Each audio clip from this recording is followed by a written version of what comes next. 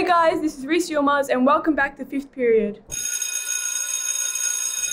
Hello everyone and welcome back to Fifth Period, the film podcast hosted by two media teachers where every time someone subscribes, an angel gets its wings. My name is Mr. Brown and with me as always is... Mr. Whittle, and I'm not happy. Already? I thought you were going to come in excited. No. I mean, let's put it out there that the film we're about to talk about took me till last night to really just get around to peeling that Band-Aid off and watching it, and I even couldn't get through it then.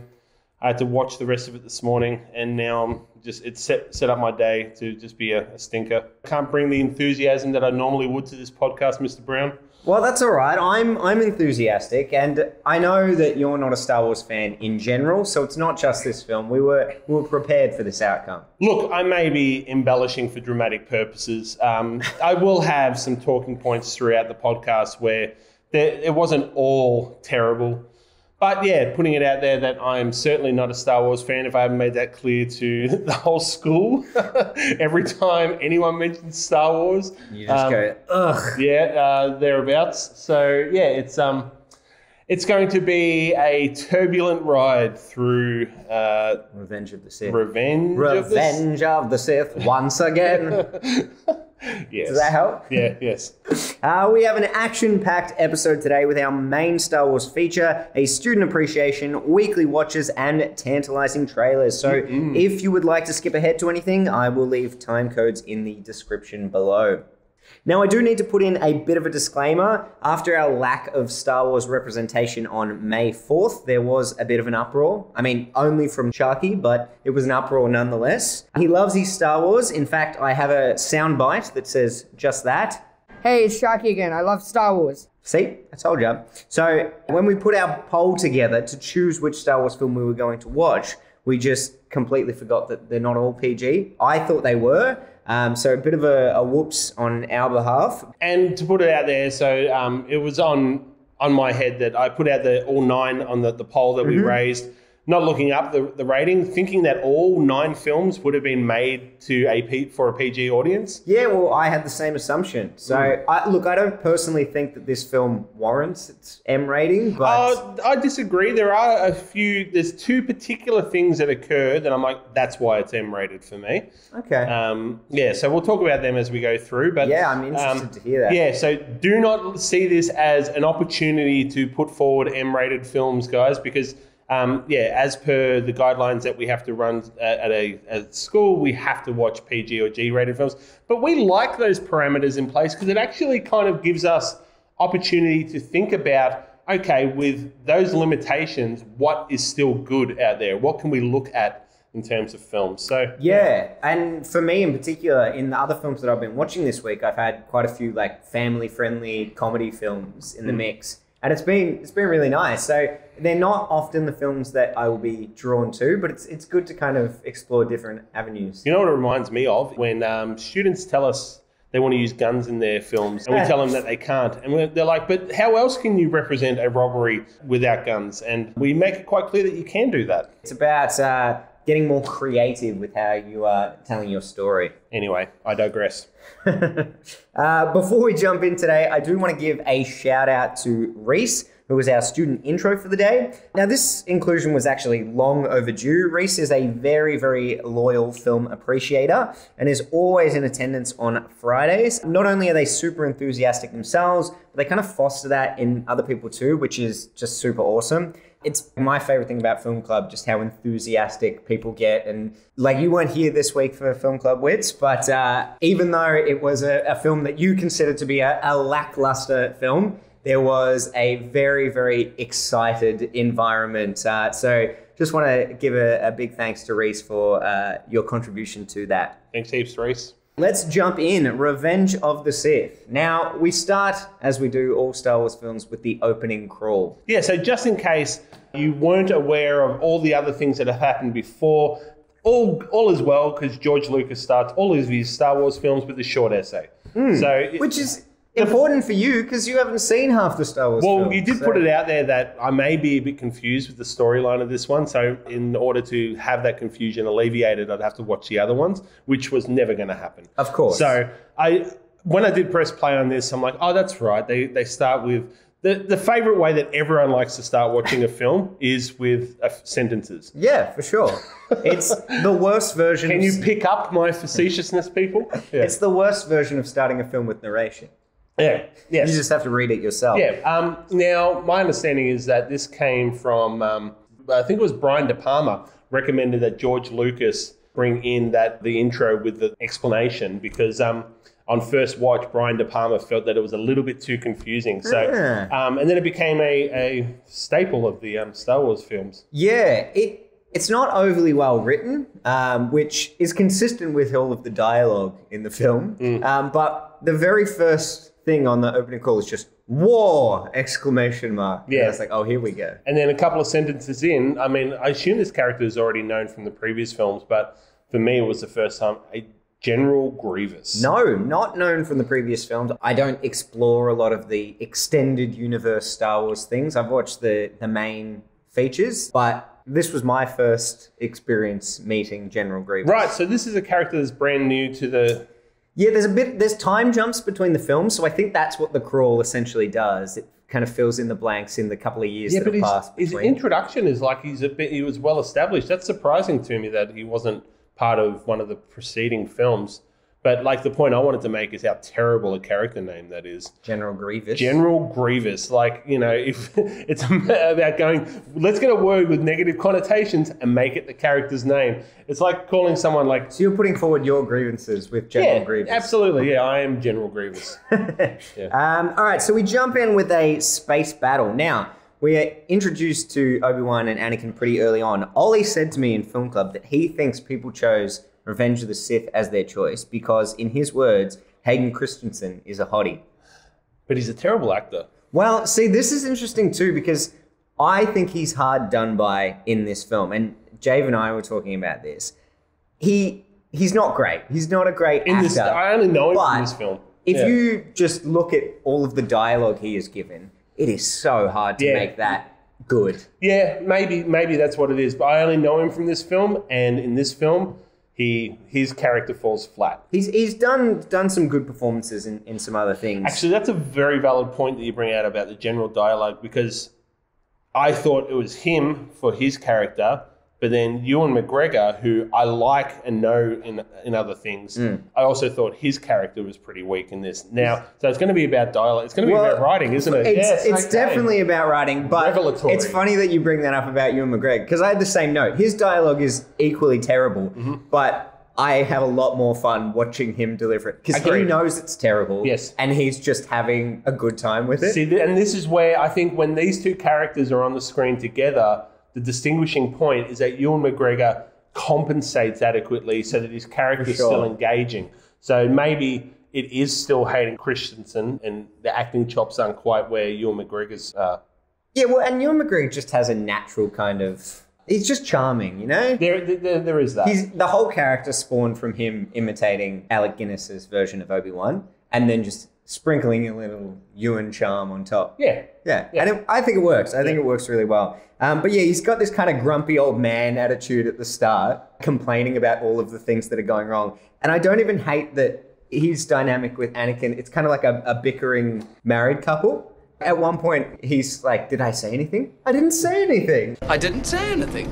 It's obviously meant to kind of take on a friendship dynamic but it doesn't come across well for me. Yeah, and we'll get to this a little later on, but there's a lot of things in this film that comes down to pacing, and I think that's where we will find a lot of the issues rise. There's one big one for me that's really stuck in my craw, but I have a feeling we're going to say the same thing. Let's see when we get there. I'm looking forward to it.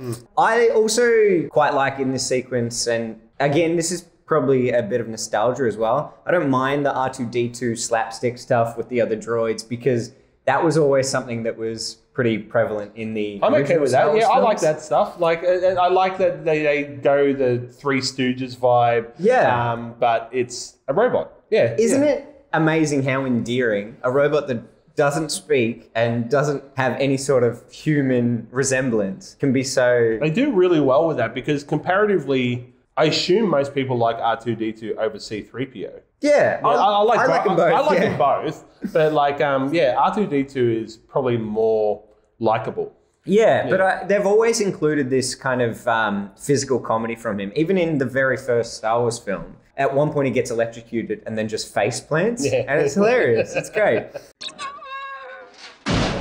We get Christopher Lee's entrance and this huge uncanny valley CGI Christopher Lee flipping over the railing. Just to confirm, surely he was a character from a preceding Star Wars He film. was. Right, because the amount of money they would have had to throw at Christopher Lee to star for all of 2 minutes. Yeah. Like, why would you bother if he wasn't from a preceding film? Yeah, he was sort of the main villain of the previous Right, film. okay. Yeah. But yeah, they get into this fight, and I love that it just intermittently cuts back to the Emperor making like enthusiastic noises, watching the fight, like get. It's just so good. It's clearly setting him up for like that Emperor from the outset is not on the side of good. Well, yeah, and I did have a note here. It comes up later in the film. There's like a hologram of the Emperor before the big reveal, wearing his hood over his head. But did anyone not know that was Ian McDiarmid at this point? Like, it's for the audience's sake that he's wearing the hood so that it'll be a big reveal. But Ian McDiarmid's been playing the Emperor since the original Star Wars film. Oh, has he really? As well, yeah. Okay, that's cool. So, who doesn't know at this point? I think the hood is redundant. Yeah, even me who, I'm so ignorant. And, like, I haven't stipulated this, but, like, we have, over the podcast, explored a variety of films that hark back to my childhood years. Star Wars, even the original 3, weren't those films that we watch in the Whittle household. Too busy watching Mary Poppins and Hook. And Hook and Roger Rabbit and, like, a vast array of what we have covered on this podcast come into that realm, but these ones did not. So remembering that character was from the originals as well, I kind of probably had a vague knowledge of it, but yeah, I wasn't astutely aware. Yeah. And we didn't even mention, this is the first podcast this year where you hadn't seen the film before. Yes, first time this year that finally which you've someone has been begging for. Delivered on my request, which is that it's a film that I haven't seen. Unfortunately, it was a film that it's a cool joke. Yeah, no one likes. Hey, it's Sharky again. I love Star Wars. Before we were getting into this, we knew that there was going to be some negativity from Whittle. So to balance that out, I'm just so glad we have this soundbite of Sharky that we are keeping very close by. In case things get too negative, we can play it again. Which soundbite? This one? Hey, it's Sharky again. I love Star Wars. Yeah, that one. All right. So at this point, we get the Emperor telling Anakin to kill Dooku. Do it. He goes, I know I shouldn't do that. We should trial him. And then he does it anyway. Like, there's nothing... It would make so much more sense for him to be, like, emotionally driven at this point, and he does it in the heat of the moment. But he's quite level-headed, and he's like, no, I shouldn't do this. And then the Emperor's just like, do it. And so he does. Like, he doesn't even bring up the fact that his mother had died or that this guy cut his arm off or anything like that until after the act. So this was one of the two things that I thought brought in the M rating, which was the decapitation. Right. Yeah. You're right. That does make sense. Yeah, I don't think that could have sat with PG. There's one other thing a bit later There's a decapitation in the previous one, and that was PG. There you go. Bye-bye, Boba Fett. So, yeah, like, this is what I'm talking about. It just... Anakin's motivations in this film aren't believable. There are times where you go... Oh, I see what you were trying to do there, but then you never fully established it. Okay. And so are we going to call it out now? Oh, look, I have periodic. That is notes on it for me. That is where I lack, like, I think in terms of pacing and character development, they do not adequately set the rationale for Anakin's decisions. Yeah, and I can see where they're going, but they don't. Again, it's a pacing issue. 0 to 100, like that. So I've got some very clear moments throughout my notes where it's like, this is one of those times where they could have gone in this direction. But anyway. I think at this point in the film, I don't know if it's happened yet, but it certainly happens around this time. We get a Wilhelm scream. We do. I made note of that too. And that sounds something like this. I feel like this will just be a podcast layered with sound effects. As opposed to this sound effect, which sounds like this. That's not how the Force works. Yeah, or this one that sounds like this. Boring conversation anyway. Look, we're gonna have company! And let's just throw in a Sharky for good measure. Hey, it's Sharky again. I love Star Wars. Fun times. We're having a great time because we can't hear any of the sound effects. I'm also having a fun time because I know it's Mr. Brown that has to do all the editing for this. Yeah, true. This is like the time you tried to get me to do a Crispin Glover impression on the podcast on the spur of the moment. I wasn't prepared. Now, speaking of editing, this film and its love of going through every single different kind of wipe between scenes that you could possibly I had have. that mentioned too. Gross. Yeah, of course. You get a blind wipe. Yes, the blind wipe's the first one. The first one. Yeah. But yeah, before they even get there, when they get captured, the best line of the entire film, Obi-Wan says, "Wait a minute, how did this happen? We're smarter than this." And when they said that, I'm like, all right, is this a setup that they are going to break out of it after all? Like they're going to demonstrate that they're smarter than this? But they didn't. Not really, no. No. It sums up a lot of the dialogue in the film where it's just pointlessly telling us It is what's analogous. happening. Yeah. It's just like the shields go down and the character goes, "Oh no, shields." It's like, yeah, we can see. You don't have to do that. Oh dear. But yes, they get captured, they break free, and the bad guys very generously just stand there and wait for them to get their lightsabers back and start attacking. That's nice of them. Yeah, it's just like poor choreography in that. Yeah, they do their big landing of the ship. Let's put that soundbite in. Another happy landing. It is in this section as they land too, where we get like an aerial view of Coruscant, the planet they landed on. And JV wanted me to mention to you that we see the Millennium Falcon in this sequence. Now, can you take a guess at why JV wanted to bring the Millennium Falcon to your attention? Nothing comes to mind as to why we would bring up the Millennium Falcon. Do you know who pilots the Millennium Falcon? I mean, I do, but I'm pretending to not. For the bit. Yeah. Well, it's one Harrison Ford, your favourite Oh, really? actor. Is it? Oh, there you go. Harry, thank you for coming back. Here's that mention. We missed you. Get off my plane. So, the blind wipe happens now. Okay.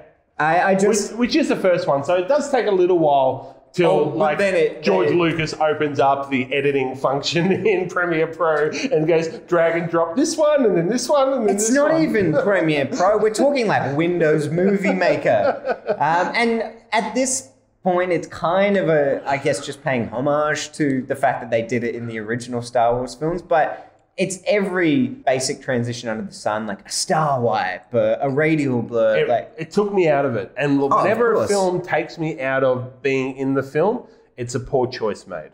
Especially because it happens later on in some really dark moments. I had a note that said something along the lines of, does it undercut how menacing Darth Vader is when he's transitioned out with a star wipe? So there was a particular one where it transitioned into a scene between Anakin and Natalie Portman's character, I forget her name. Padme.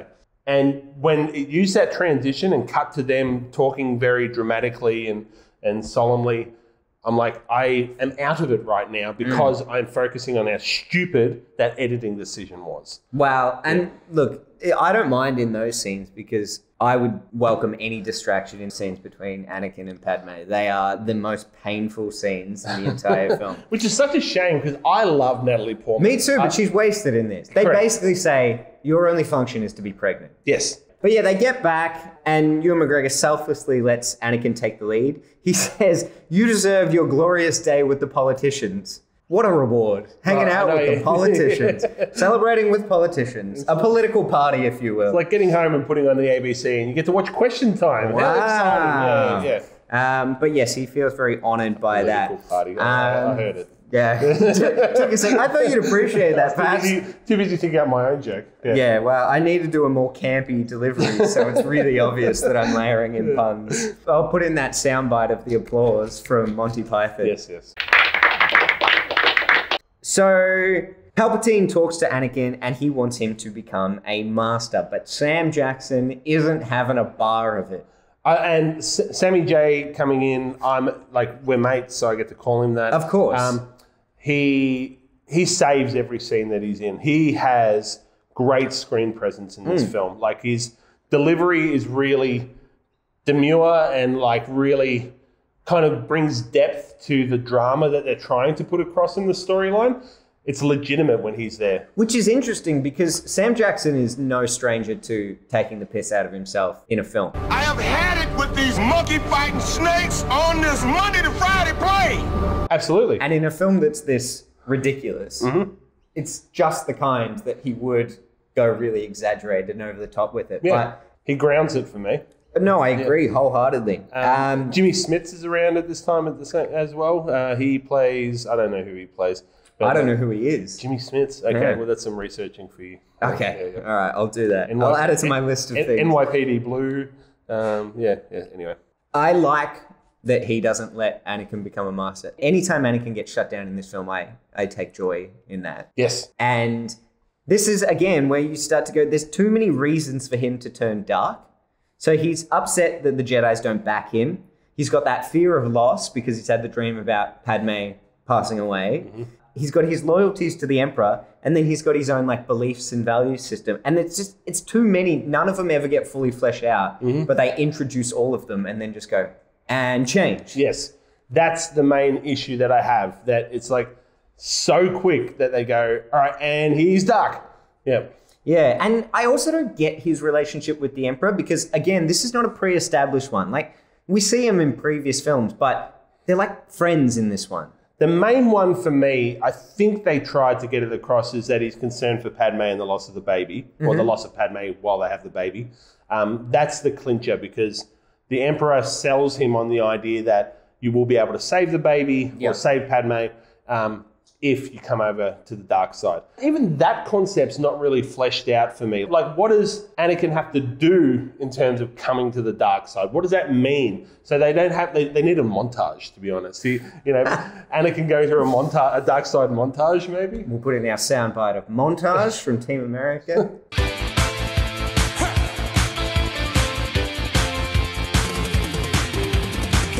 So, action-packed, full of sound bites. But yeah, I don't really get it. Like, Padme also agrees with the Jedi as well. Like, when she's talking to Anakin, she's like, yeah, the Chancellor's doing some bad things. So, no one is really on board with the Chancellor. I don't get why they just have Anakin blindly support him. Agreed. Especially because Anakin is so easily manipulated in this film.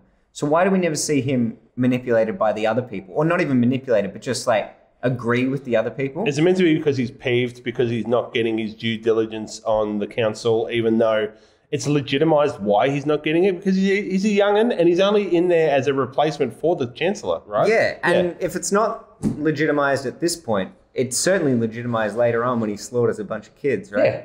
So that's the other thing that brings it to the M rating for me. Like having kids die, that was pretty brutal. Like even the inference there, we don't actually see it occur. We see the before and after. But I'm like, oof, yeah. Like going around slaughtering Jedis even if they're toddlers. Yeah, yeah. So like this was always going to be a big topic of conversation for us about his motivations. And I think the one that they should have gone down the line of was that his beliefs didn't align with the Jedi's. Because that makes for a more interesting villain because it blurs the lines between good and bad. Yes. And so for him to go, what they're doing I don't agree with, so I'm going to align myself with the person who's against what they're doing. Thematically, it would have been so much stronger, you're right, because what I do know about the Star Wars franchise is that fundamentally, and like this happens across a lot of other films, but for the Star Wars films, it's all about the balance between good and evil. Yeah. Everything is premised around good versus evil and taking sides and that kind of thing. So, yeah, having it be more kind of premised around Anakin's switch there would be smart. But alas, they convoluted the storyline. And that would have taken time. And so they would have had to remove their great space opera sequence. Have I ever told you about Darth Plagueis the Wise? No. No, I don't know the story, but I just wanted to throw that line in there. The one good thing that comes out of the space opera scene, the lighting is very good. Yes. Yeah. And throughout the film, there's some great, like there's a moment where he's talking to Yoda and they've got kind of like those Venetian blind lights across his face. Yeah, I think that's the point I wanted to raise was I remember at the time this film being a bit panned by some of the audience because they weren't happy with the imagery, the look of it. And I can see that it does look significantly different to the original 3 Star Wars films. And I assume What are the preceding ones to this one? The other two, Attack of the Clones. That's number 2, Yeah. and number 1 is The Phantom Menace. Yeah, so these 3 films assumedly have a different look to the original 3. Yeah, but the more CGI Lucas adds to the original 3 in the remastered version, the remastered version, the remastered version, the more they're starting to look They're similar. Riley's favourites, aren't they? The remastered, remasters. To be honest, though, Riley wouldn't have even seen it in its original form because that doesn't even exist anymore, which is very upsetting. But Riley and I, last year, we sourced a copy that was the original form. So, Is that right? Yeah, well, I think he I missed need that copy. film club. Yeah. I didn't even know that existed. Like, there are fan-made versions of it. Is that kind of what... It's kind of that, but it's well-sourced and it looks Right. really good. So, Well, yeah. I need that copy. Done. 'Cause mine has terrible CGI in it. Speaking of Riley, did you know that this is his least favourite Star Wars film? So he wasn't one of the people that voted for it because he hates the idea in this that someone who was good could be so easily corruptible. He hates that idea. Right. And Which- it's understandable. Yeah, but I think the fact that we're talking about it's not a believable transition should ease his mind about it, because if it was believable and you could see someone good turn bad, then that's a scarier idea. True. But since you go, it's an unrealistic depiction, it should make it easier It makes for it him. easier to digest, for sure. But yeah, going back to the imagery, I did think that this film looked good. I liked the look of this film. I did see that it's certainly, the CGI is somewhat dated Yeah. a little bit, but it was still okay. Like, it never really annoyed me. It never looked cheesy. Only when people are CG. Same Yes. as what we were talking about for RRR. When you start to CG a person, then you get that uncanny valley. Yes, agreed. But yeah, for the most part, I liked the look of this film, and the lighting included. I thought they did some really neat stuff with the lighting. Yeah, if you go back and watch, well, you won't go back and watch, but anyone else, go back and watch, and anytime Anakin says anything that's alluding to him turning to the dark side, his face is half covered in shadow. Yes. It's just really, really nice symbolism.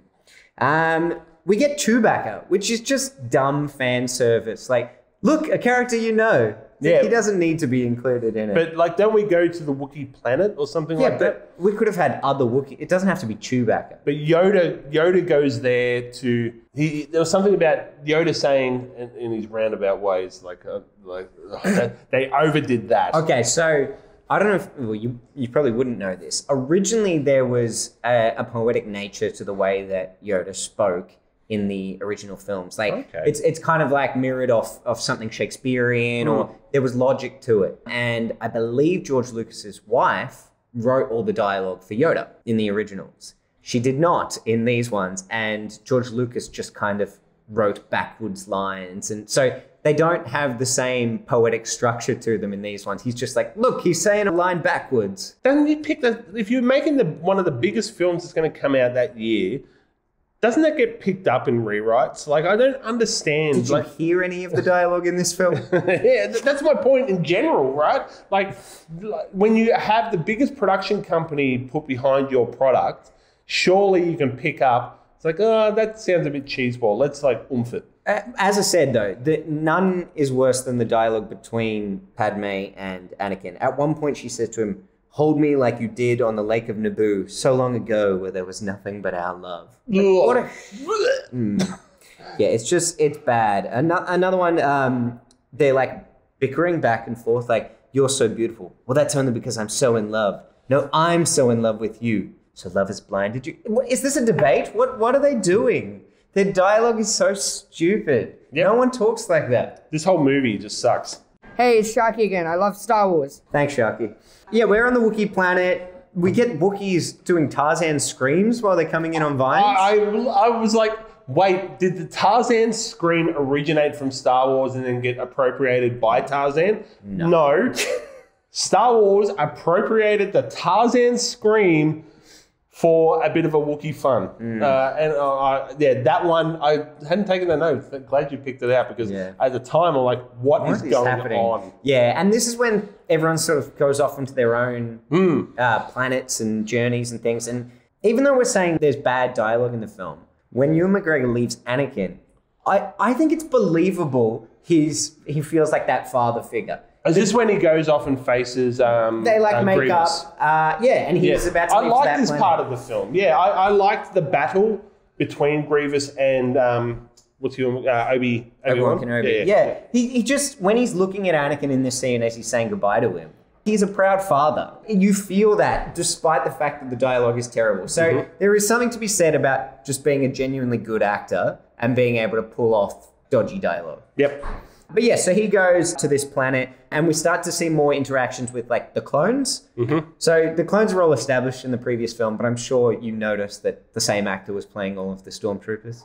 No, I didn't notice that. Oh, okay. This is some bad CGI. So, you know in The Matrix, this fight sequence he has with the agent and Hugo Weaving is playing all of the agents? Yes. So, I don't know if you've seen any of the behind-the-scenes stuff on that, but sometimes it was like extras with face replacements. Sometimes they had like Hugo Weaving masks, but other times they just forget to put Hugo Weaving's face on them. And you get that in this film too, where there'll be like 5 clones standing next to each other. 4 of them will be that actor, and then 1 of them will just be like a random actor. Right. That's another like fun thing to just keep an eye out for that if you ever to revisit the film. Hey, it's Sharky again. I love Star Wars. Oh dear. Anakin then goes and sees Padme, and he's like, why was Obi-Wan here? He gets all suspicious again. It's like, you just made up. You were just friends again. Everything was good, and now you're all suspicious. Like, there's so much flip-flopping from his character. I hate it. And this comes from the person who actually doesn't mind this film. I like the film, but there's just moments that frustrate me so much. It's a pretty big coincidence that Obi-Wan lands on the exact planet that Grievous is in. He just stopped there for petrol. Is this where he picks up that dragon thing that he starts riding? Yeah. I like that thing, but it did look like a big lizard. And that's what it... Well, I think that's what it is, Yeah, right? but like, it looked like they had taken footage of a lizard, blown it up, and then CGI'd Ewan onto it, and that's what it looks like, because that's what it is, right? Well, that is what it is, right? Yeah. This scene you're saying you like, even though you hate Grievous, you don't mind the sequence where Obi-Wan confronts him? No, I actually like Grievous as a character. Oh, okay. I just think it's a silly name. Right. Yeah, like, so... Mr. Whittle messaged me last night, and he goes, General Grievous. Jesus. Like, it was more about the name. Sorry, I didn't clarify. That name is just like, you can think, like, especially in a world of Star Wars where you can basically put 2 random syllables together and go, that's a character's name. Okay? They chose to have something that has a English reference to like something negative and dark. And it's cheesy. Where, like Darth Vader. Star Wars? Darth Vader sounds dark without it being like dark, all right? It's villainous. I mean, obviously that's set up as well. Even like the Sith Lord, like these are all terrible names, but like at least it's not General Grievous. Like but yeah, as a character, I actually thought, especially when he confronts Obi-Wan Kenobi and they have Obi-Wan drops in and goes, hello there. Hello there. Yeah. Just like he's done all this sneaking to have like the element of surprise, and then just drops down. Hello there. It's so good. But yeah, he's just having a ball with the role. Like it's infectious when you see how much joy Ewan McGregor's getting out of playing the character. Yes. Yeah. Grievous says he was trained by Dooku, and yet his lightsaber skills are more akin to a helicopter than an old man who's just like batting. I mean, anyone's going to be challenged by someone who can then split their arms into 4, have 4 lightsabers, and then just spin them around frantically. Reminded me of the Simpsons episode, I'm going to be doing this. And if you're in my way, it's your own fault. All right, guy, I'm just going to do this. Hop, hop, hop, hop. And if you get eaten, it's your own fault. So Obi-Wan like cracks open his chest and shoots the heart. I like that. That was cool. Yep, I agree. I was surprised. I didn't think Grievous was going to fall so early on in the film. Well, this is the thing. And this comes back right at the end of the film. The bad guys are so disposable. If you look at the original trilogy, you've got Darth Vader as the main bad guy with the Emperor lording over him for the 3 films. In this one, you've got, in the first film, you've got Darth Maul. In the second film, you've got Count Dooku. In this one, you've got Grievous. And they all just get gunned down or like slayed very, very easily. They don't seem very threatening because they're so easily taken out. And also, the Emperor has this kind of, they're disposable attitude. But then at the end, Like they're quite good fighters, but then at the end, Anakin is like on the brink of death, and he's like, "No, we'll keep you. All the other ones were disposed. We'll get rid of him. He's a write-off now. Get a new apprentice." Yeah, what did the Chancellor see in Anakin that he doesn't see in those others? Throughout the film, refer to him as the new one, or like the apprentice. Because he's got better fighting abilities. And it's like, yeah, but he's an emotional child, and he's just been defeated by Obi-Wan Kenobi. So, really, is he that much better than anyone else? Yes. This is the point where Anakin finds out that he is, in fact, a Sith Lord. Duh. And tells Mace Windu. And Mace Windu's like, stay behind, we'll go tackle him. And it's just so funny when Mace Windu confronts him, and then this old man just like slays these 3 Jedis without them even attempting to fight back. It was so quick how he slays those other Jedis. The editing is ridiculous. Oh, no, it was like, why were they even there? Like, you know, they did not serve any form of like guarding, like what's his name? Mace Windu. Windu. Samuel L. Jackson. Okay, that's what he is for me. You said Sammy J. Sammy J. Yes, yeah. They don't do anything besides 3 seconds of battle. They don't even do 3 seconds. Yeah. So like the first 2 stand there while Grandpa Sith Lord slays them. They don't move at all. It's horrible. It's horrible. But I do like in this sequence where Mace Windu like lashes his lightsaber out and it breaks all the glass behind it. That's a cool shot. That was cool. Do you feel sad when Windu dies? When he goes out the window? Yeah, no, I was leading up to it. I'm so glad. That's great. That's very good. Yeah, I do. I like I said, I thought that Sammy J's character was really grounding whenever he was in a scene, and it was, if he's a Jedi, then it's probably inevitable if they're going around slaying all the Jedis. But it was still sad when he goes. Do you like the Emperor? I didn't even ask. Ian McDermott's like. I do. I think it's the way he's presented at the film. We talked about this before at the start of the film. Like, it's a bit too on the nose as to how inferential his badness is at the start. But he fully commits to the for sure doing that voice, like especially in this part with the electrocution and like and I like his face deforming in this scene as well and becoming what it becomes. And so as a character, as an evil character, a villain, I like this one. During this sequence too, when Mace Windu does have him like on the ropes and Anakin's like, no, he deserves a trial. Where was that attitude at the start of the film? Yeah. You chopped off Dooku's head. Contradictory. And then he kills Windu, or cuts his hand off, and then Windu falls out the window. And he immediately goes, what have I done? Like, he regrets it, but then a second later pledges his full allegiance to...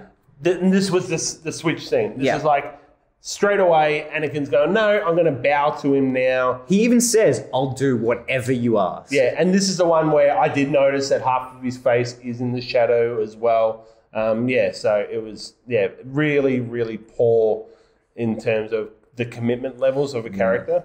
Yeah. Because it happens now. He's like, all right, cool, go slay all the Jedi, including the kids. And he's like, okay. It's like, what? they need to kind of ramp up to... I don't even hate the fact that he does that. Like, I like the viciousness of his character, but they needed the film to kind of take place over a longer period of time so that we could see his corruption and have him get to a point where he had gone too far to turn back. And so he just sort of commits to the darkness. Yeah. But at this point, it's like he cut off Mace Windu's hand because he was trying to go about the process in the right way. He hasn't actually murdered anyone or done anything, but he's like, all right, well, I'll go kill some kids now. It's just, it's very strange. But I do like the Order 66 scene. I don't. Why? It's like he set it up this whole time of like, everyone's going to have this switch that you can just go, what does he say? Activate Order 66. Which... We kind of know about from the previous film as well. Oh, okay. So that it has been pre-established. But I think... Oh, we haven't brought up the soundtrack. Do you have a scathing review for the music? No, because it was trumped by how terrible the actual film is. Hey, it's Sharky again. I love Star Wars. Like normally, yeah, I would have commentary around John Williams' soundtrack, but I do find that for the Star Wars films, like it actually suits because it is this hyperactive kind of film as well. So like this is kind of the exception to the norm for me. Yeah, if you'd attacked the one that plays when Obi-Wan and Anakin are fighting, I think there would have been an uproar from Film Club. I have a feeling we're going to get an uproar. Anyway. Well, yeah, maybe. Yeah. I like it, guys. Direct all your hate at Mr. Whittle. In fact, if you like Star Wars, give this podcast a like.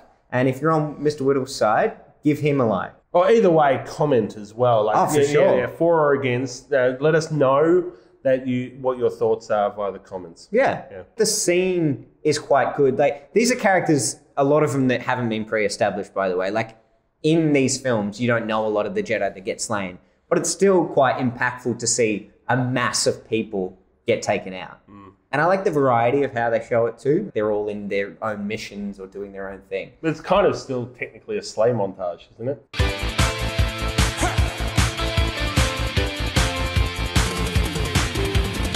Put that soundbite back in. Oh my God, this is going to be an editing nightmare.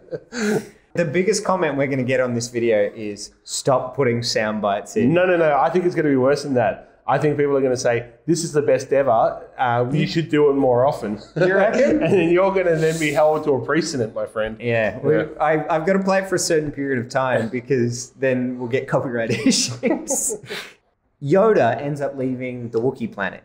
And he says... Look, think of the sentence you just said.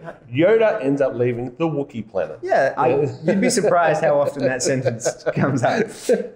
But he says goodbye to Chewie and he says, like, I'll miss you. And he does, doesn't he? It's dumb. Yeah. They don't know each other. We know Chewie because we've seen the other films. But I'm pretty sure this is Yoda's only encounter with Chewie. Even in the original 3 thereafter, like in terms of a narrative timeline. Yeah, I don't maybe we're supposed to assume there's this relationship, but I think that's more, again, fan service to be like, yeah, we'll miss Chewie too. I like when they say, did we find Obi-Wan Kenobi? It's like, oh, no one could have survived that fall. He does not seem fazed by that fall at all. It very much seems like anyone could have survived that fall. Well, there's water at the bottom, isn't there? Yeah. But yeah, his massive salamander survives the fall as well, doesn't it? I don't know. Actually, we never see it again. I was wondering if he'd come out of the water riding the back of it. We should have had a sequence where Obi-Wan said to him, I'll miss you most of all. Right before. So good. I noticed the Emperor, and this comes back to what I was saying before about does anyone not know that it's him anymore?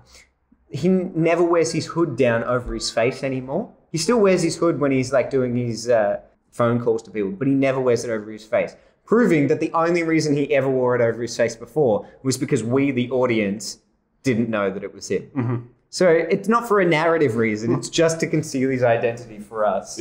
The music when Anakin slays people and they're kind of marching through the Jedi Temple, that's pretty cool. That march. Sure. No? I gotta find wins. I gotta find wins. Hey, they've had more than enough wins in this one from me. He picks up a gun and shoots someone, and then he says, "So uncivilized." No, that's Obi-Wan. That's Obi-Wan. But yeah, I liked that reference that he sees dignity in fighting with the lightsabers as opposed to just shooting with guns. Yeah, but that's how he defeated Grievous. Yeah, I know. So uncivilized, Obi-Wan. Speaking of Obi-Wan, the reveal when Obi-Wan sees that Anakin has killed the younglings and he goes to Padme and he goes, I've seen a hologram of him killing younglings. It's like he's trying to hold in his laughter. It's like, again, whereas I'm not. No one can make that line sound good. I have seen a security hologram of him killing younglings. He gives it his best shot. But yeah, we get the big showdown on Mustafar. I like that the planet's called Mustafar, ex-colleague of ours. But yes, the winning line, love won't save you, Padme. Only my new powers can do that. I think at this point, this may have been the part where I was watching this morning instead of last night. Oh, yeah, we should say. You tried to watch it last night, and it was such a painful experience for you. I stopped with 45 minutes left to go and said, I'll have to do it in the morning. Yeah, I just couldn't sit there and persevere. 2 hours and 20 minutes the total runtime on this. Yeah, so I got about an hour and a half through, and I said no. The rest of it I'll have to have in the next day. I think this scene is awesome on Mustafil with the lightsaber battle and like the music and the lava spurting up behind them. I think that's a great scene. But you're not really into the lightsaber battle, sword fight. It was fine, but I'm not invested in the overall. Like at this point, I haven't been grabbed. So the final act, which is where we're at now, was a chore. Well, it also, again, this is a pacing issue. I don't like that they go back and forth between this battle and the battle with Yoda and the Emperor. Because it's like this really epic, choreographed sword fight style mixed with two old men fighting. Yes. And it's like the Emperor like tumbles ass over feet over the back of his desk. It's it's just tonally, it's a weird shift. Yeah, but the one with Obi-Wan and Anakin is good, except for the part where they're swinging on vines and just like hitting their lightsabers together as they're swinging on the electrical cable. There's just like they're doing like high fives as they go past each other. But overall, it's pretty cool. And it is, like, if you're not invested in the characters, but if you are, at the end of this battle, it is quite heartbreaking to see, like, him bursting into flames and Obi-Wan just screaming at him. You were the chosen one! Yeah, I think it's cool. I like it. Yeah. You told me last night you were going home to watch this, and then you were going to cook up a stir-fry and do some ironing. And I really wanted it to time perfectly with him being burnt to a crisp as you're going with the iron. I think it would have been just fantastic. Was wondering what the moment was that you were referring to. Yes. No, didn't time out that way. So Yoda gives up pretty easy, hey? Yes. He falls down. He's not injured. He just kind of falls and then makes a break for it. I assume it's because he can sense he's not going to win the fight, but he could have just got back up. The Emperor was hanging on. His britches flailing in the wind. You're getting nothing from me at this point. I know, I can see. This is when you have completely tuned out, so I'll just like rattle through these. Hopefully you'll be conscious by the end of the podcast. There's a line that Anakin says, and I think this is just before he's burnt to a crisp, where he says, from my point of view, the Jedi are evil. How?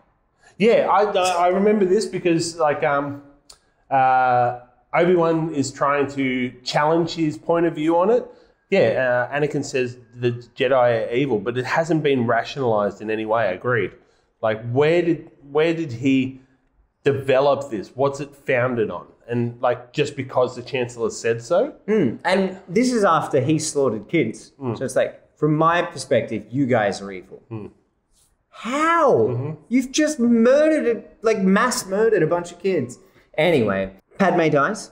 Her death is a little ambiguous. And no one tries to... I feel like if someone gave birth and then passed out, you get a crash cart in there. Try and revive her. But no one mentions that. They're just like, no, she needs to die because we need to set up the next film. Which is after she's given birth to not one, but two. You're like, I'm done. Can we finish this, please? But I said this to you yesterday.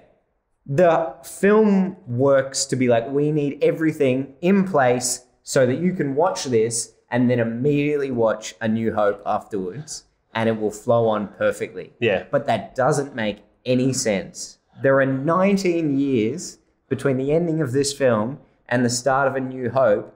Why do they have to have every single character in the exact spot that they will be? And the only hypothesis you came up for that is that George Lucas felt like this would be the end of all Star Wars films. I guessed that. Yeah. And you can see how it has caused an issue with like the new Obi-Wan series that came out. What's Obi-Wan going to do? Everything's already set up in place. So I guess we have to mess up the fact that it's set up in place and then put that back together again. And it's like, well, you wouldn't have to do that if you give your audience enough credit to go, well, there's 19 years. I'm sure some things are going to change. We don't already have to have Yoda camped out on Dagobah, ready to get like, yeah. Anyway, so 5 out of 5? What are you going to rate this one on Letterboxd? I mean, I don't put the ratings up on Letterboxd because I prefer to have conversations like this. But if I was forced to give it a star rating, it would probably go into at least get to 1 for, it wasn't terrible.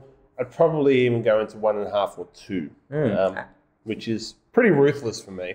Like, It's very rare that I ever see a film having no value whatsoever, and this is one of those where there was some value. I thought you were going to say, this is one of those. No value whatsoever. No, not that bad. But yeah, certainly I'd go into probably 1.5 or 2 territory for this one. Do you want to know whose opinion I want to get? Whose? Sharky's. What did you think of the film, Sharky? Hey, it's Sharky again. I love Star Wars. Well, I'm sold. That never gets old either, does it?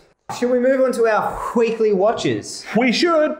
Try and put in more W every time I do that. Whiskey. I wonder if the reverb of this current room will accentuate as well. We got a lot of echo in here. So the first one for me was after we recorded the podcast last week, that night I went to the cinemas and I had bought this ticket in advance because it was on Cheap Tuesdays at my favourite cinema, which is Pentridge Palace. I love going there. And then it got to the end of the school day and I was exhausted. But I'm like, no, I bought the ticket. I'm going to go. And I'm glad I did. It was John Wick 4 and it was fantastic. John Wick 4, getting wiki with it. Yes, that's right. So I had mentioned on previous podcasts I'd been building up to watching this one by going back and watching the preceding films.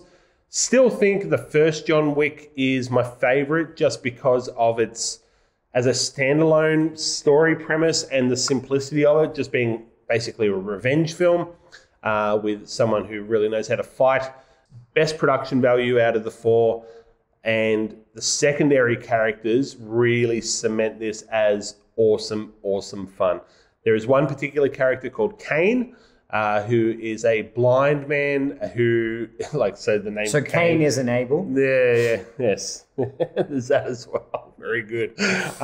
This character needs a spin-off film. He was just ferocious on the screen. Stole every scene. But yeah, overall the film was great. Very long. Being tired, I was certainly yawning for the throughout the film, but not because of the film.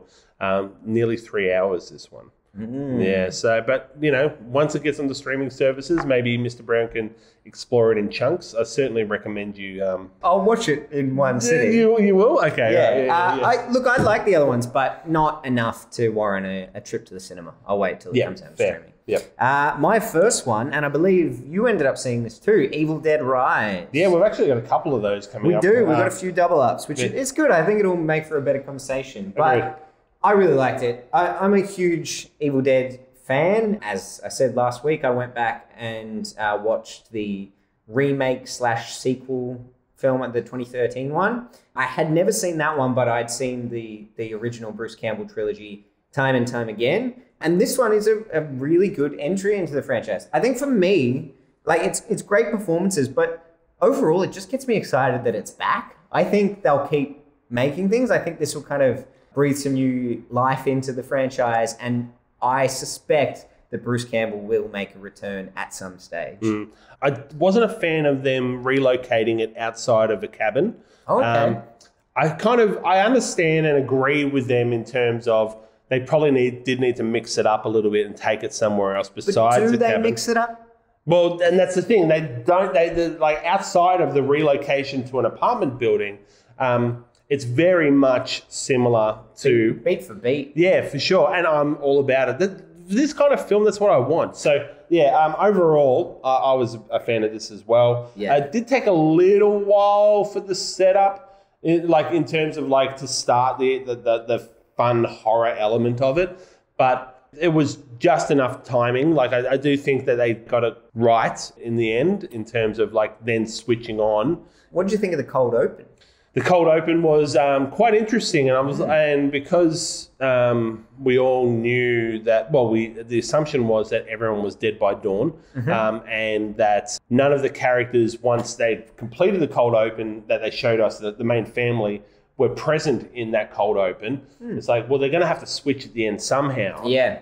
And sure enough, they did. Now, is that cold open also setting up for the next film as well? That'd be interesting. Quite possibly, yeah. One fun. thing, without revealing too many plot details or anything like that, no spoilers in this section of the podcast, but one thing that did come up was the idea of multiple Necronomicons, which I think has been brought up potentially in Army of Darkness before. But I really like that idea in the 3 different versions of the films. So the 2013 one, this one, and the original ones featuring Ash Williams. they're all 3 different books, which is kind of cool. Yep. And I like the fact that you can put slight variations on the rules of the demons because they're slightly different demons. So yeah, I think that's a fun way of kind of tying the worlds together. Good fun film. Certainly would be a recommendation from me. For sure. Me too.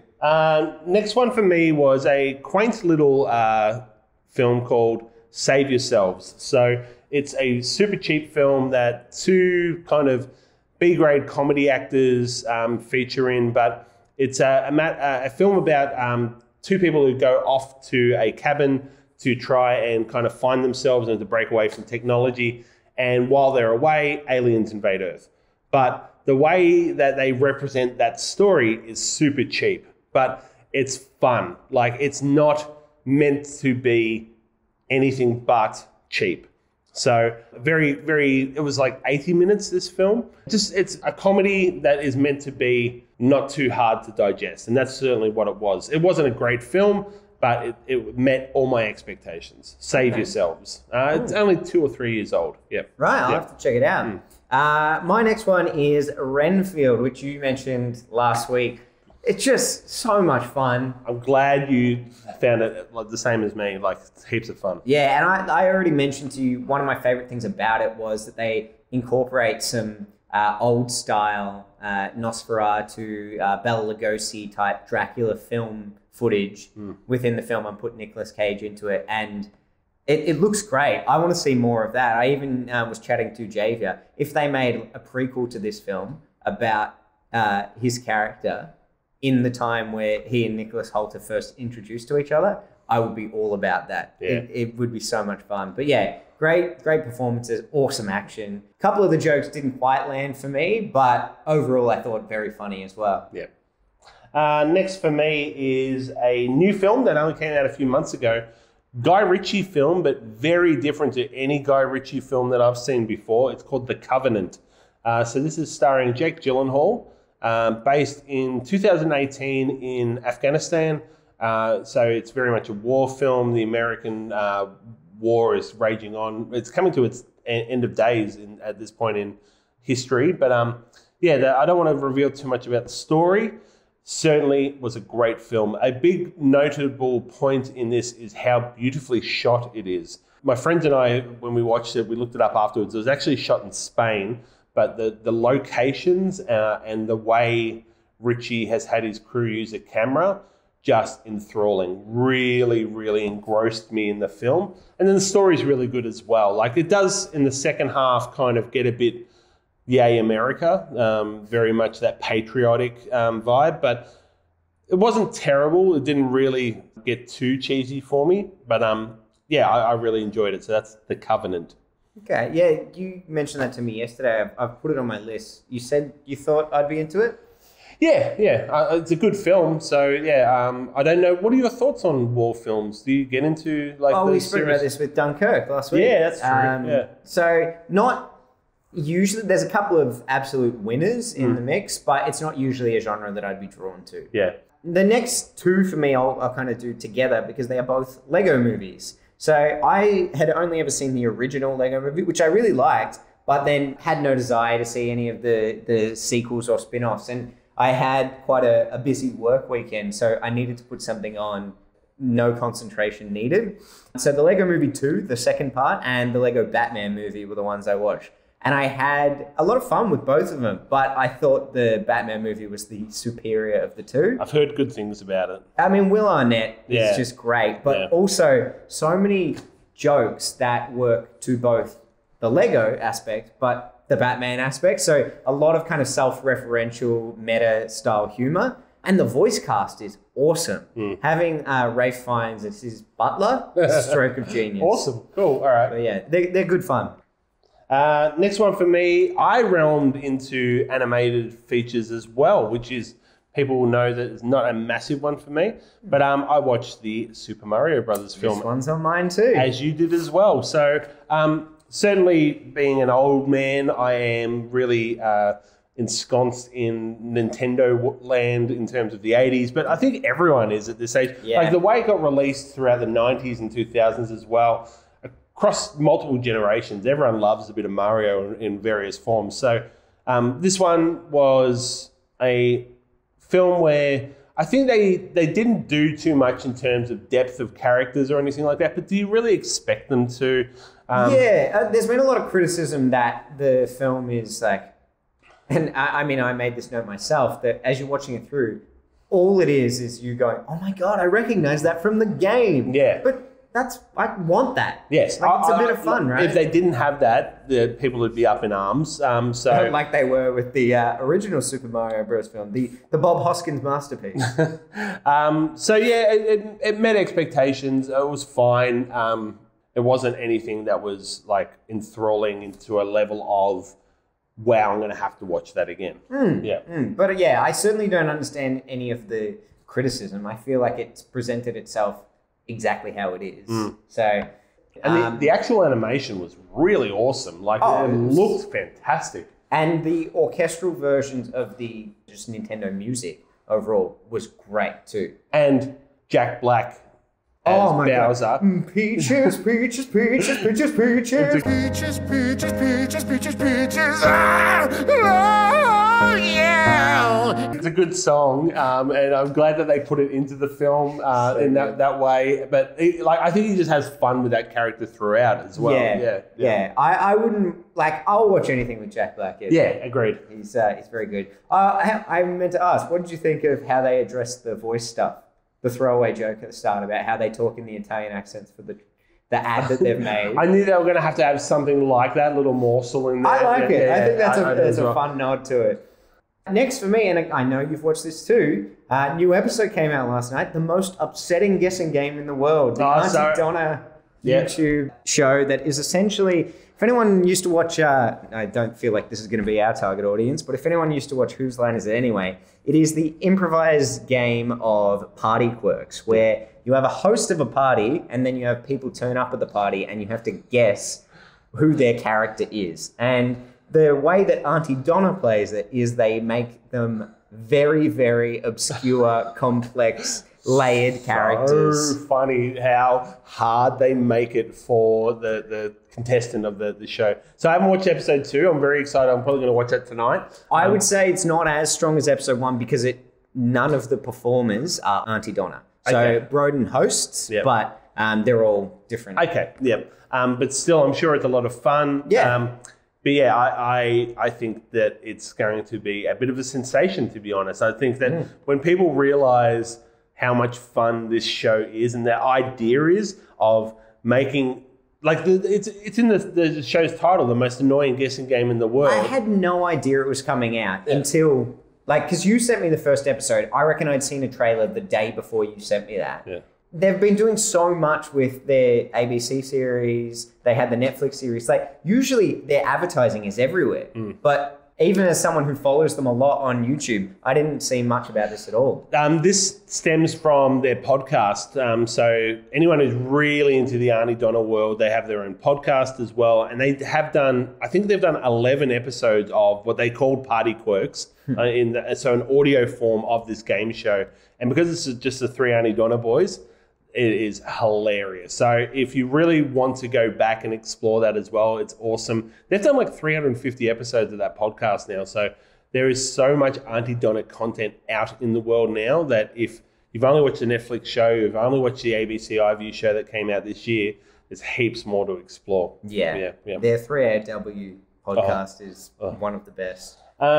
Next one for me is a recommendation from you. An Australian film. Oh, okay. A Victorian film called The Loved Ones. My favourite Australian film. Yes. So this came up in conversation, I think, a few months back where we were talking with Mr. Marnie, I believe, when we were talking we were out and about and talking about great Australian films. Media alumni at our school. Now we'll put in our soundbite of Mr. Marnie.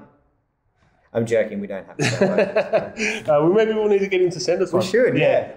So Mr. Marnie and Mr. Brown and I were talking about Australian films, and Mr. Brown put forward that The Loved Ones from 2009 was his favourite. A short and sharp horror film that is just a lot of fun. It's sets up quickly and then just really quickly dives into a person being taken hostage and being tortured in various ways. Yeah. Bit of an insight into my mind. That's one of my favorites. But I could see why you liked it. It's really well produced. Like the way that the story's developed, the characters in it as well. It was great. So I'm always biased towards Australian products, and so when one is good, I'm applauding the screen. Yeah, for sure. My last one is a TV series. A friend of mine, Josh, messaged me last night and he goes, "Have you checked out this series yet? It's on Prime. It's called Jury Duty." So there's only one season there. It's got 8 episodes, but it was great. I watched all 8 episodes last night because I was just hooked. So essentially the concept is, have you heard of this? So just to intercept, I've watched the first one. Okay. And I loved it, but I'm like, before I recommend this to Mr. Brown, I'm going to watch a couple more because I hate putting forward recommendations that I don't feel really confident in. Right. And I wanted to make sure that it was good beyond the pilot. Yeah. But the premise of it is awesome. All right, so explain. So essentially, a call went out claiming to be a documentary crew that wanted to give an insight into what it was going to be like to be on a jury. And so people volunteered to be on this jury for a real court case, and it was going to be filmed so that they could provide some behind-the-scenes details about how a real court works. Of course, you couldn't do that because that would be a major breach of privacy. But the reason they can do it is the case is completely fictional. So everybody involved in the case is fake. All of the jurors, except one, fake. So this one person goes on thinking they're on a real jury, and everyone is just acting around them. And it is awesome. The reason I liked it so much, and I could totally see how you would think it might get a bit stale after a couple of episodes, but they just keep pushing the boundaries of how ridiculous the scenarios are that they're putting this main character into. And he just goes along with it, as you would. Like, sometimes ridiculous things do happen in life, but you have no reason to assume you're on a television show. I did wonder how they were able to legitimately get him to be in a sense of not understanding that he is in that situation. Yeah, well, I think the fact that they said it was a documentary really hides that a lot, because then there's reasons for occasionally a camera to be around or whatever. Yeah. But lots of hidden cameras in the show. They're all actors on the jury, and one of them, a very well-known actor, James Marsden, who plays a fictionalized version of himself. Yeah. So basically, he gets spotted by someone early on in the first episode as James Marsden to clarify to this guy that he is James Marsden, and then acts as like a really arrogant version of himself for the duration of the series. And yeah, it's really fun. Okay, I'll go back and watch the rest of it. I am quite excited to see it. Yeah, I would love to have a more extended chat with you about that one. But yeah, highly recommend that. That's Jury Duty on Prime, 8-episode series. The last one for me is a show that I've been watching that you and I have seen season 1 of, and a big fan of is From. So I am 2 episodes into season 2 of it. I know you're sitting to wait until they're all out and about. I watched the first episode and then realized they hadn't released all the episodes, and frustratingly now I'm waiting for them all to come out. Because you're a fan of the binge. I love a binge. Whereas I'm more than happy to kind of watch them as they come out. But yeah, so far so good in terms of exploring the world, expanding on the world, significant expansion of the world of the film, of the show. Clever way of doing it too. Yeah, so it's... I don't even want to say too much about the show, but if you're a fan of maybe Lost, the old show Lost, but also this one's horror, and it's very much got Stephen King vibes. It does. So yeah, it's a series of horror that I really recommend. Great. That's all your weekly watches? Oh no, there was one more, which was a doco, Still, the Michael J. Fox film. Oh, I want to watch this so bad. Yes, so I think this time next week you will have watched it, because you're keen on watching it as well. They did a great job with it. So we obviously, if you're listening back to the podcast and also look at our poster, the visual that we have, we're massive fans of Michael J. Fox, especially the Back to the Future series. But this one's all about his fame, his rise to fame, and then the impact on his fame of getting Parkinson's disease. The way I'm not usually a fan of these biography films telling us how a celebrity became a celebrity and then the challenges they've faced. But this one, directed by David Guggenheim, really takes the content and manages it well. And the way he's presenting Michael J. Fox as a person, like it's very like much a portrait that he paints with the film. And so, yeah, I think they did a great job with it. Really, really recommend this one. I'm super excited for it. Alrighty, on to Tantalising Trailers. And we had a more extended weekly watches this week, so we'll do an abridged version of Tantalising Trailers, I think. Whip through it, yeah. First up for me, I'm going to talk two films simultaneously. I don't actually have a lot on my list, but I want to talk about the sequel to The Meg and pair it against Black Demon. So these are two shark films that are being released at the same time. Both trailers came out in the same week. The first Meg, I love. Just Jason Statham versus a prehistoric shark. What more could you ask for? So I'm very excited to watch this second film. Both my sister and another friend of mine, a different Josh to the recommendation from Jury Duty, they both love terrible shark movies. So I'll be watching this with them. But I thought it was funny because The Meg knows exactly what it is. It is a bad shark film on purpose, similar to your Sharknadoes, but with much better effects. Whereas Black Demon, I watched the trailer and it looked equally ridiculous, but looks like it's trying to present itself as more realistic, which I feel is just possibly even funnier when they don't realize how ridiculous it is and they try and present it as real. I will be watching both of those. I'm very, very excited for them both. I'm partial to a good shark film like Jaws, but I'm also partial to a bad shark film like not What Lies Beneath, Deep Blue Sea. I mean, What Lies Beneath is a bad film, not a bad shark film, though. But it's one redeeming quality, Harrison Ford. I love you. I know. So I watched the trailer for season 4 of the True Detective series. Oh, yeah. True Detective has a bit of a spotted history. The first season is some of the best television I've ever watched. Season 2 was a big swing and a miss for many people. I didn't mind it as much as others, but season 3 was back to form a little bit, but not as much as season 1. Season 4 is Jodie Foster in the main role, and I am very excited to see what she brings to it. I think she's fantastic, but also it looks like they're really throwing significant production value at it based on the trailer. So I'm hoping that they're able to kind of come close to the magic that is season 1 of True Detective with this new season. Yeah, awesome. Two very quick ones. I'm just going to say, I'm not even going to talk about it. There was a new Across the Spider-Verse trailer that came out, which has got me even more hyped again. But we've talked about Across the Spider-Verse in extensive detail over the last few weeks. So I won't go into any details on that, but I'm just still very hyped. We're only 2 months away from talking about it after having seen it, yeah? Yeah. It's not long now until we get to watch that one. I'm very excited for that. But the other one I saw was called The Crowded Room. I can't even recall if it's a TV series or a movie, but Tom Holland is in the leading role, and it's got a really paranoid mystery vibe to it, some memory loss, so he doesn't quite know what's going on. So yeah, I'd recommend checking that out because it's it was very, very intriguing. They haven't given too much information away in the trailer, which I know you love just like I do. But yeah, it looks really interesting, and I think Tom Holland always delivers a pretty great performance in the films that he's into.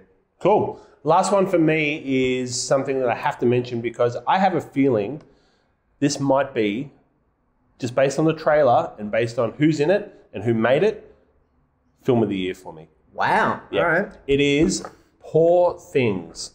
So this is a film that's been taking quite a while to be made. It is a film by Yorgos Lanthimos, who made 2019's The Favourite. Now, Everything Everywhere All at Once was the last film that I added to my favourite films of all time. Prior to that, The Favourite in 2019 was the last one I added. I loved that film, and I love all of the films that Yorgos Lanthimos has made. But this one, again, he pairs up with Emma Stone, and I have a feeling it may be his best film yet, based on the content that they're using. They're using a story called Poor Things, which is kind of a subversion on the Frankenstein story, But just watching that trailer, looks like he has had a bit of a blank check in terms of production. And I'm very, very excited to see what he can churn out when he's given full throttle on the visual elements of it as well. So look out. I think it comes out in maybe August or September it's slated for. So that's Poor Things. Well, that brings us to the end of our segments for the day. As always, I do remind you to like, subscribe, share it around. It means you can stay up to date, but more importantly than any of that stuff, we want you guys to be commenting so that you can tell us if you want any new segments, give us recommendations for future films. PG, please, no M films. So when you say comment, like when I say that Star Wars is a very bad film, and you want to comment like this. Hey, it's Sharky again. I love Star Wars. Exactly like that, with just as much enthusiasm. But maybe in the written form into the comments of YouTube. I don't think you can put audio clips into the comments of YouTube. No. But thank you as always, guys. We didn't even mention Darth Vader yelling, "No!" when he comes off the table. No, I've got nothing, sorry. Nothing? That's okay. Here's one I prepared earlier. Hey, it's Sharky again. I love Star Wars. Thanks, guys. Bye.